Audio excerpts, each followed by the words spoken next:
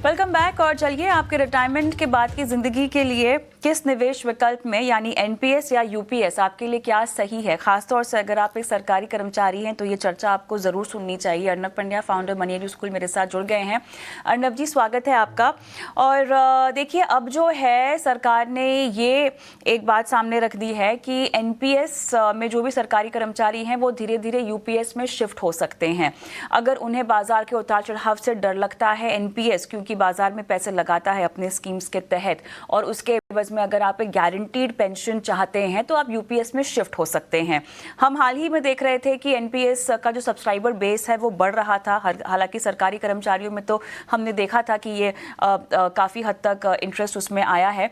लेकिन यूपीएस को आसान भाषा में आप कैसे समझाएंगे, उसके बाद बात करते हैं कि क्या आपको इसमें ऑप्ट इन करना चाहिए या नहीं।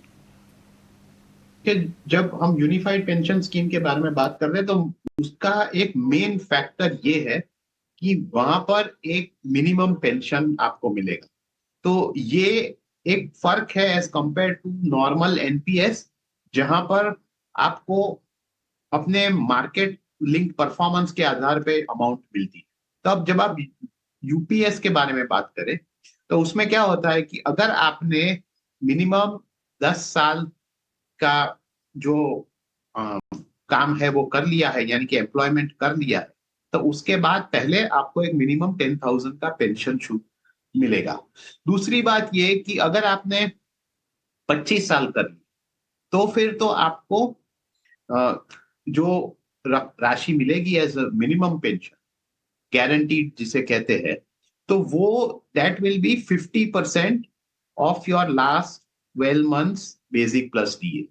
यानी कि इसमें आपको पता रहेगा कि मुझे जो मेरी पिछले 12 महीने की सैलरी है उसका आधा तो मिलेगा ही। तो ये एक बेसिक फर्क रहता है कि यहाँ पर आपको एक अंदाज आ जाता है कि मुझे इसमें मिनिमम अमाउंट कितना मिलेगा। उससे ज्यादा भी आपको मिल सकता है, लेकिन ये एक बेस हो गया। तो ये एक जो श्योरिटी है वो एक डिफाइनिंग फीचर है यूपीएस के बारे में। ये बताइएगा अब, क्योंकि एनपीएस में रिस्क फैक्टर इन्वॉल्व होता है, अलग अलग स्कीम्स के तहत अगर आप इक्विटी चूज करते हैं तो आपका पैसा शायद बाजार में भी लगता है। हालांकि एक लॉक इन भी है, आप प्लान तरीके से निवेश कर सकते हैं। यूपीएस में अब ऐसा नहीं है। मुझे अगर रिटायरमेंट प्लानिंग अपनी करनी हो तो बहुत ज़रूरी है कि मेरे पास रिटायरमेंट की बात की ज़िंदगी के लिए एक गारंटीड पैसा तो आए, जिसका प्रावधान एनपीएस में भी किया हुआ है आपके लिए, लेकिन उसका तरीका अलग है। तो अब क्या मेरे लिए सही होगा रिस्क लेकर मार्केट में पैसे लगाकर रिटर्न ज़्यादा अपना कमा लेना, या एक फिक्स्ड गारंटीड इनकम पेंशन के रूप में ले लेना? क्योंकि अब वो भी देखना होगा कि उतनी पेंशन क्या काफ़ी होगी रिटायरमेंट के बाद की ज़िंदगी के लिए, जो कि मेरे ख्याल से आप एनपीएस में प्लान करके फैक्टर इन कर सकते हैं। देखिए, जब आप एनपीएस में जाते हैं तो वहां पर भी at the time of withdrawal आपको जो एक फिक्स 40% का जो एन्युइटी लेनी पड़ती है वो एक पेंशन के तौर पे है। तो वहां पर आपको एक 60% का लमसम मिलता है। तो यूपीएस में भी आपको एक लमसम मिलेगा which is 10% of the salary for every 6 months of work which you have done. तो ये हिसाब से एक वहां पर भी एक कैलकुलेशन है जहां पर यूपीएस में भी आपको एक लमसम मिलेगा और उसके बाद एक पेंशन मिलेगा। लेकिन ये चीज आपको समझनी है कि आपका रिस्क टेकिंग एबिलिटी क्या है, आपकी एज क्या है, आपके पास काम के लिए कितने साल बाकी है। क्योंकि अल्टीमेटली आपको at the end of the day minimum pension नहीं चाहिए, आपको जितना हो सके उतना ज्यादा पेंशन चाहिए।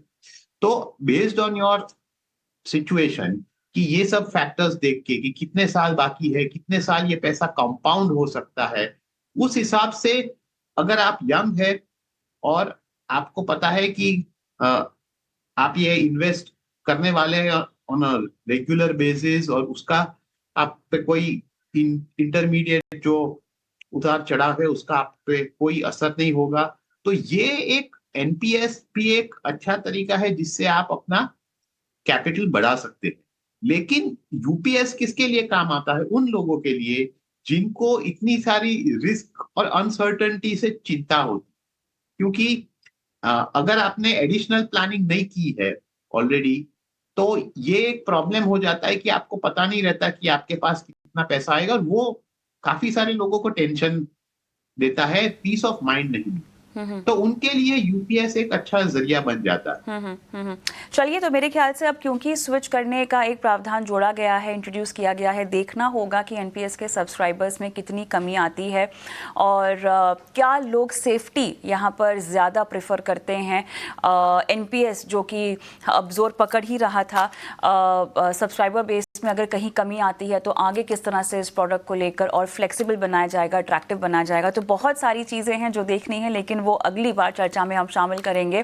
फिलहाल समय समाप्त हुआ है। अर्नव सर, बहुत बहुत धन्यवाद, आपका समय दिया आपने और इस मुद्दे पर बातचीत की। और तमाम दर्शकों को हम छोड़े जा रहे हैं हमारे व्हाट्सएप नंबर के साथ। नंबर नोट डाउन कर लीजिए और अपने सवाल हम तक पहुँचा दीजिए। नमस्कार।